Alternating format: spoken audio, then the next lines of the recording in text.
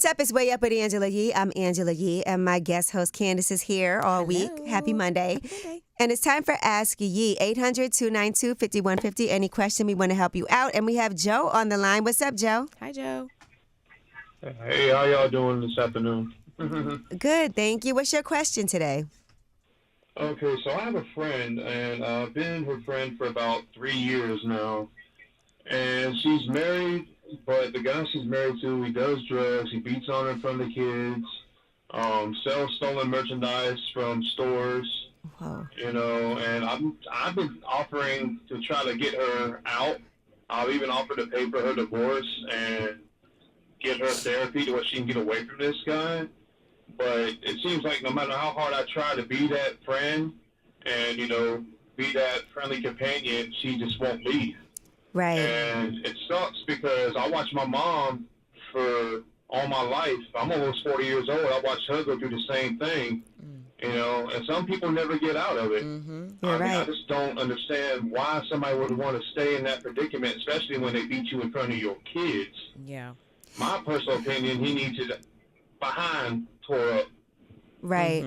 I agree with you on that. And that's a difficult situation because people don't leave until they're ready to leave. It doesn't matter what you say to her. All you can do is be the supportive friend and offer the resources, you know, to her that can be helpful and beneficial and be there for her because it's hard to watch your friends go through something like that. Yes. It's very hard. Yeah. I'm like, you know, I said, you can get a dude that would treat you like you're a queen, worship the ground you walk on. Yeah. I said, but you choose to stay in this filth, this trash. And you don't want to blame her. Right. You don't also want to blame her because that's what's so hard about a situation. He's probably chipped away at her self-esteem. It's not. She's tried leaving, but every time she tries leaving, he finds her and beats her. She has to be ready. And I told her, I'm like, why won't you just put his behind bars? I said, that's what he deserves. Yeah. I said, if you keep letting him do it, he's going to think that it's okay, and he's going to keep doing it. Yeah. I said, obviously, he's got a mental illness that's not following with the mentality level that he should have. And as women sometimes, and people who are in relationships like that, a lot of times they'll make excuses. Continually. For the other person. Yeah. That's what she does. She keeps saying, oh, well, I love him. I'm like, what's love got to do with it? Yeah. Yeah. Well, this ain't Ike and Tina. Come on now. She has to be ready, Joe. That's the bottom line. And until she is, all you can do. I don't know. Honestly, I don't think she's ever going to be. Well, and that may be the case. That may be the reality, and all you can do is be there for her and know that she knows that you are a resource for her. Right. She knows you're there. She knows. Yes. Yeah, and I think she calls me, but what's bad is she calls me crying all the time on Facebook, and I'm like, I've tried to help you, but I can't help you unless you want to help yourself. You're helping her. Know that you're helping her by continuing to be a shoulder and being there for her, and that's all you can do. And the worst thing you can do is try to push her to do something that she's not ready to do. She might cut you off. Right. And that's what I'm not trying. It's a delicate. I'm not trying to push you. I said, but whenever you're ready, just call me and I will help you. Yes. Stay there. Stay right there. Even like you said, encouraging her to seek therapy. And encouraging her to make sure she does things like if her kids need to get some additional help as well, you can do those things, giving her the resources when she is ready to leave and being there for her. That's all you can do. But until somebody is like, okay, I feel strong enough to do this, it's a cycle. Yeah. Exactly. And, you know, I mean, I witnessed that with my mom with her first husband for 20 years and then another 5 years with her second husband. You know, some people never get out of it. Yeah. But sometimes it takes longer than others, you know. Yeah. And you can tell that it's triggering for you. Like, I can tell that it's also triggering for you, especially because of what you went through. For me because part of me wants to go over there and just lay hands on them. Yeah, don't do that.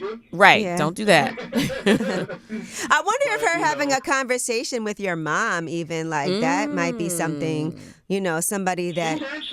My mom has tried, and... it goes in one ear and out the other sometimes with her. But I will say you never know when something will stick. I had an issue like this with somebody really, really close to me, and she was stuck in this relationship and wasn't listening to anybody. And as much as people try to talk to her, she would cut them off and really isolate herself. But then one day she finally had enough. Yeah. And that's when I took her to the police station to file that restraining order. That was the first step, and she never looked back after that. Wow. And so I think there's hope. Yes. You just don't know when that day is going to come. But her if you breaking point is her breaking point. Right. Only she knows what that is. Right. I mean, and I'm not, putting the girl down because, she's a good friend. She's a good mom. She's doing what she needs to do. She's working. She's becoming more successful with her life. And I'm very proud of her for achieving her dreams and her goals. Right. But don't sit here and let this clown. I'm gonna say fool because I'm not trying to cuss. You call him a clown. He's a clown. You down and ruin what you have worked your behind off to achieve. Yeah. All right. And Well, that's what she's doing. We all need somebody like you in our lives. Yes. And so I think, again, like we try not to judge her for her decisions that she's making. There's a problem there. Yes. And that's why she's making these decisions. Right. But, I think it's important to remind her you do have children you have to think about also. It's not just about you. Here's what makes it really awkward about the situation. It's her, the guy she's married to, her ex-husband, and her kids all living in the same place. Ooh. Oh, my God. And what? Exactly. So the ex-husband. I'm like, why isn't the ex-husband sticking right. up for you and stopping this guy? Right. Wow, that's a lot. He must love enjoying it because he's sitting there watching it.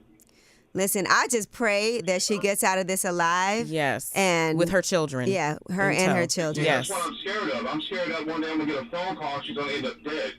Well, we're not going to put that in the air. But you know what? Express all of these things to her. Yes. That's all you can do. Like I said, help her with whatever resources. Yeah.